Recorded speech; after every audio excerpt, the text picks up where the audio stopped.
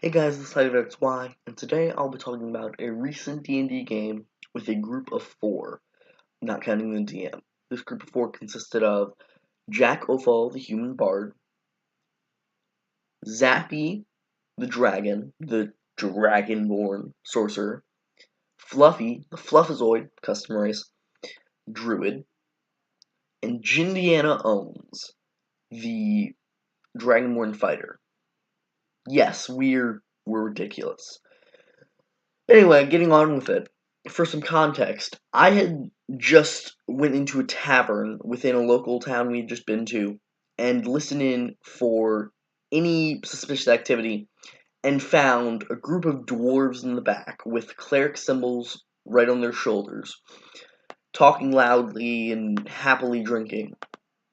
I had spoken with them, and they had lost basically what was a dungeon, which was their home base, and they would pay me and my party 20,000 gold for us to re-rate it, I guess, get it back to them. So I assembled the rest of my party, and by that I mean we just met up again because they were off making some magical axe thing, which was kind of more awesome.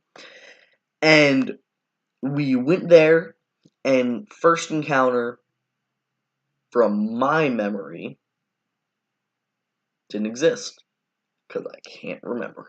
But what I do know is, within the encounter, one of the party members was not severely injured, however, was somewhat injured, and therefore it was decided that the encounter was a bunch of, basically, dwarves with their heads on fire.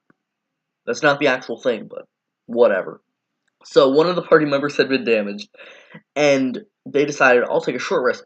And we'd all boarded up the walls and decided to, like, keep watches, and then they left and just went to a tree because that makes way more sense. And we were all sort of like, okay. So then, when we were guarding, it was nothing crazy. We knew we could take almost anything this dungeon could throw at us. So then, there was a fire elemental coming. However, it was a more powerful fire elemental. If you know what this is, it's just, like I said, more powerful fire elemental. But I wasn't certain about anything, and I decided I should try and convince this thing. Once again, this is all background. I know it's titled Disillusioned Dragon. I'll get to it. Basically, I literally asked the DM, what is this thing's motive? And he just said, to spread its element. And I said, great. Lighting a corpse on fire isn't going to do that very well, because it will eventually stop being lit. Because the stone won't light in the dungeon. But if you light a tree on fire, that'll spread for very long. So I literally had this thing just leave the dungeon to the trees and just, for my assumption, set them on fire, which is probably going to come back to bite me, but oh well. And we'd just done this. Everyone was sort of laughing under their breath a little bit because that was so stupid. But then we go to the next room. There's a baby red dragon. No big deal for us. We're about level 11. So we're well equipped to take this thing down. It shouldn't be that bad. But one of our party, it's even sleeping, actually, before I say anything else. It's even sleeping, so we don't really have to fight it. But one of our party members, Zappy the Dragon, puts down a single gold piece in its hoard and then sort of walks back. And the dragon opens one eye and just sees it and says, someone messed with my hoard. Looks around and sees us. We can take this dragon. That's important context. We can take this dragon. But we decide we'd rather be persuasive, I guess, in our methods. So, me and the player for Zappy the Dragon start brainstorming, what does this thing want? So I ask again, what are its motives? The DM's like, to get more money, to get more power, to blah blah blah, all that. And the player character for Zappy thinks up, we're cultists, and we're trying to worship it, but we need to move the gold to its hoard. Harmless enough. Not the best persuasion, but it was a good enough roll that the GM said, okay, he's convinced. So he gets up and he says, Show me. None of us thought of that for some reason. We were all shocked, even though this should have been the first step. Make the thing happen, so that then we can say the thing happened. We were all sort of panicking for a minute. I was like, can I use... I don't know. Can I use what? What do I even have anymore? Because I was just so, like, darn it. And then I realized, I have a deck of illusions. So I decided I can make 3 cultists. And one of the party members had already put, like, a mountain of gold, because we had a bunch of gold in our bag of holding. So I was like, okay, this might actually work. So I pull out 3 cards. First, I pull out an Ace of Hearts, I think. I'm not sure if it was actually an Ace of Hearts. But I pull out an Ace of Hearts, for the purposes of this. And a red dragon appears.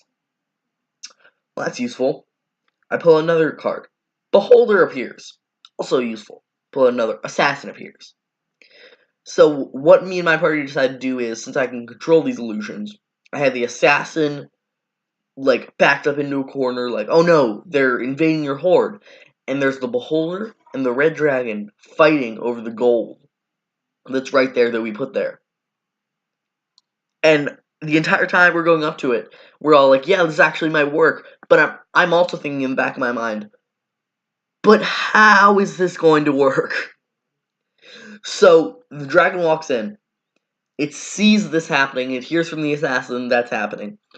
And then it leaps at the beholder. And I say, Wall of Force!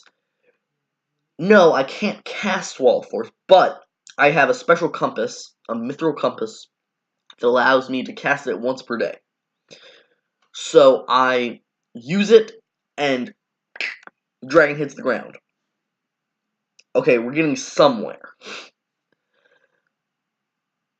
Basically, one of the party members sees a little button on the floor and shoots it with an arrow because there's spikes on the top. So obviously, spike trap. It hits the dragon, the other people back up, and we make it look like the beholder used telepathy to make it happen. The dragon sort of gets up, it's more damaged now.